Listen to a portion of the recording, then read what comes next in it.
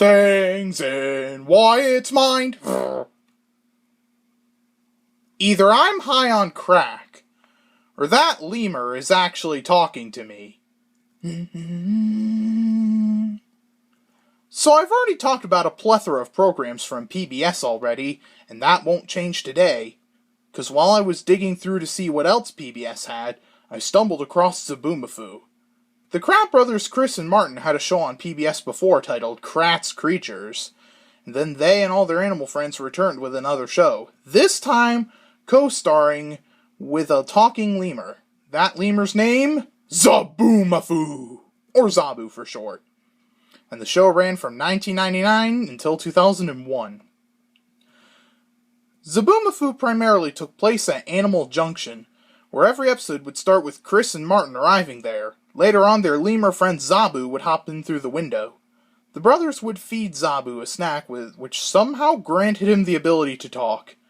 Sometimes Zabu was played by an actual lemur, but when he could talk it was a puppet. In each episode, another animal would drop by the junction, and said episode would teach about the particular animal, such as where they live, what they eat, and stuff like that. Then typically, Zabu would have an identity crisis and perform a song where he starts to feel like the animal that paid the junction a visit.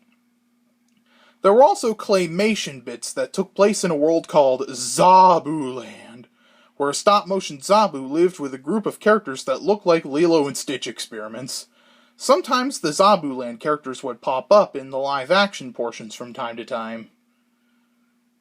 Another segment involved Chris and Martin venturing out of the junction, but they needed to get stuff from the junction's closet. But their closet was so packed that its contents would always fall out onto the brothers in an avalanche. As a kid, I always found this pretty hilarious. Now, Zoboomafoo's one flaw was, even though it ran for the standard 30 minutes, episodes felt longer than that.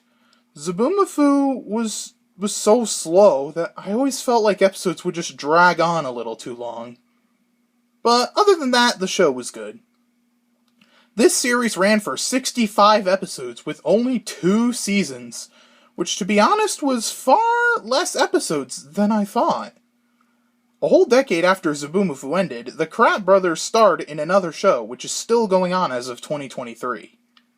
Now, here's the really sad part.